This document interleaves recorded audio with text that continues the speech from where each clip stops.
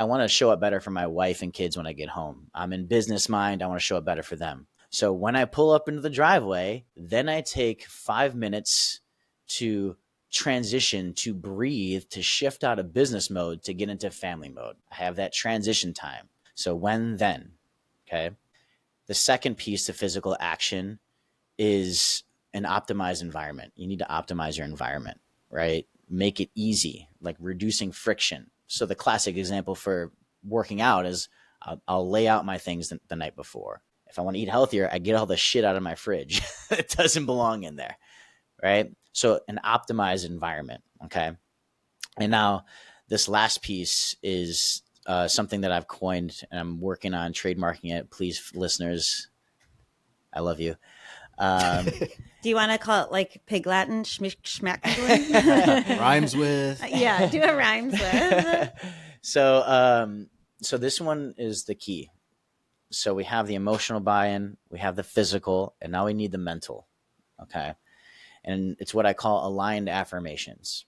All right. Now we've all heard of affirmations, whether you believe in them or not. Have y'all practiced affirmations before? Yes. Yeah, definitely. Okay. Do you ever feel like you were like lying to yourself? Yeah, your bullshit meter goes off. You're like, that's not true. Yeah. Yeah. Yeah, because you're not in a theta brain state to actually absorb what's Right. happening.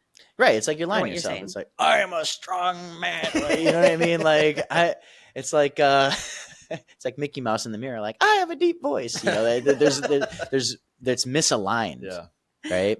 So the key is it needs to be true in the moment. You need to be doing the thing in the moment for it to work. All right. So let me give you an example. So I do my emotional work. I do the physical work. I actually do it. Okay.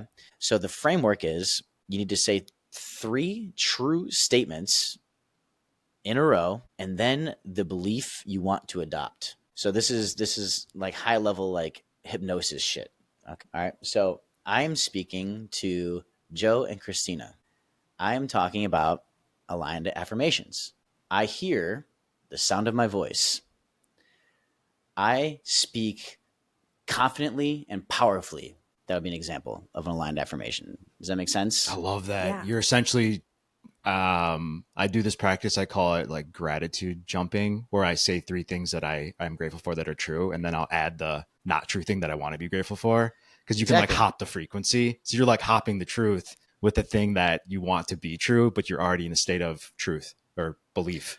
See, you're already on it. So the way the brain works, it wants to latch on to things that are true, that make sense. Yeah. So I am speaking to Joe and Christina. True. I hear the sound of my voice. True. I'm speaking about aligned affirmations. True. I speak confidently and powerfully. So my brain's gonna be like, okay, that's true. So what that's doing, it's creating new neural networks. It's like leading the horse to water. Right. It's amazing. You open the door, and then before the conscious mind or the ego can close it, you can get those Slip things one in. in. You can slip one in. Exactly. Yeah. I mean, it's that's genius, bro. That's Yeah. really good. Yeah. So the key now is you got to do it over and over and over again. Yeah. It's not going to happen overnight. Yeah.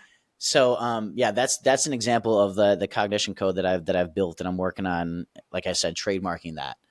And so at the end of the day, it's all about creating that pathway. How am I going to create that pathway, and how am I going to continue to reinforce that? Right. So again, like the key is it has to be true in the moment. You have to be doing the thing. Right. So if you're in the gym, I hear the sound of my music. I feel my muscles contracting. I'm really hot. I'm sweating. And it doesn't necessarily have to be I am statements. Sure. It could be I notice, I hear, I feel. Yeah. And then add whatever it is. I'm a strong and powerful I'm human. so strong. Yeah. Dude, I'm obsessed with that idea because I feel like a lot of people, when they get into this type of work, affirmations are usually the entry point for a lot of folks, like doing these affirmations. But I look at law of attraction or anything with neurology, like cooking eggs. You have different preferences. Like affirmations work for some, visualization work for others. Right. But ultimately, at a neurological brain science level, that's the best way to actually get something into your subconscious mind. And what I love you said is you're creating these new neural pathways. So you're operating in the part of your brain that is in full belief of truth. And then you kind of get one into the door past the gatekeeper, but it's putting it in that same neural pathway. It's not like, oh shit, let me shift it over here. It's going, I'm carving this. Okay, let me get another one on that one. And then by the time you've done that a week, 2 weeks in a row, you literally believe it at that point. And then when you believe it, it becomes true. Yep. Yeah, nailed it. That's incredible. I'd like goosies. Yeah, so that's Joe, do you have any new crush? Dude, I mean, you're very well spoken. I mean, handsome. Shit. No, I'm just kidding. But no, I mean, I'm really absorbing this. There's been a lot of awesome aha moments. So nice. When you're incorporating this work into your consulting and your coaching, is there a big focus on this internal development as the forefront, or an integration of working as a like someone who's going to help people gain profit, or marketing, or any of those types of modalities? I mean, it's especially as it applies to business and sales or whatever you're doing in your life, the inner game is so important. There's no one without the other. And for sales specifically, a lot of it's mindset, it's confidence, it's belief. And, part of my method that I teach it's called the CBY method. So I'm going to touch on that. It's a good question. C stands for connect. So connect. So I would teach you ways how to connect with people quickly, right? And truly, right? So diving deep, using the right types of questions, body language, breathing patterns, just to really dive deep with this person and drop in, because you never know if this is the only conversation that you're going to have, right? But the key is the belief. That's the B. And so if you can imagine a Venn diagram, okay, I actually came up with this when I was working at Tony and Dean. And if you imagine a Venn diagram, I call it the 3 pillars of belief. All right. So there's belief in yourself. That should go without saying, right? You got to have belief in yourself. You got to believe that you could do it. You have confidence in yourself. So we would work on that. And then there's the belief in the product or service, the offering. Okay. This applies to if I'm selling someone else's stuff or my own. Like if you don't believe in it, you're not going to sell very much, right? No. Like when all these people I knew got jobs selling printers, I was like, oh. Xerox? Yeah. I hear they have a great sales training program, which is Dunder actually Mifflin? true. Yeah. Jim.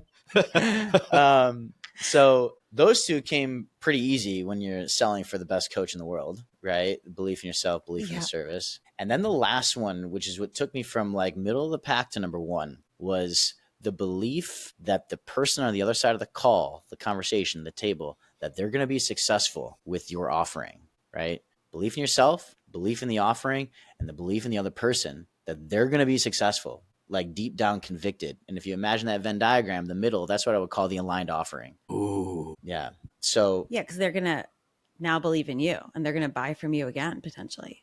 yeah. How do you cultivate that belief in a prospect? I think that, because the first 2, I'm like, yes, that makes total sense. The last one makes huge sense. But in my mind, it's almost like, and this is like an ego thing, I automatically assume my intelligence is higher than most people and that they're going to fail at things. Or there's a lower likelihood of people being wildly successful just because historically people don't try as hard, and average people, right? So how do you create that mindset of, I'm offering this thing that's going to change this person's life, help them be very successful, either or, and then like fully believe that with conviction, I guess? It's a good question. That's where the why comes in, right? So the why stands for you, be yourself, right? And who are you? That's leading that call, right? You're an expert. You're a leader. The way I look at it is like you're the doctor. They're in the doctor's office. And what's a doctor going to do, right? They're going to ask questions. They're going to understand what's going on with that person, and they're going to diagnose. And the reality is, if what I have is not for them, I'm going to tell them and I'm going to refer them to someone else. That's kind of how referrals and specialists work with doctors. It's the same thing.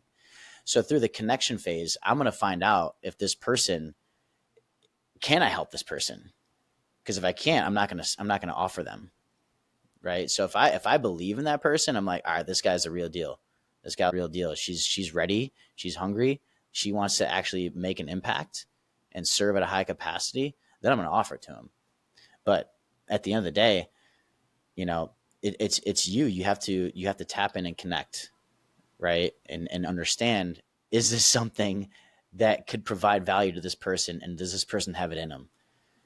Because I know for me, in my work, I don't want to work with someone that's going to quit or that's going to half-ass it or isn't ready,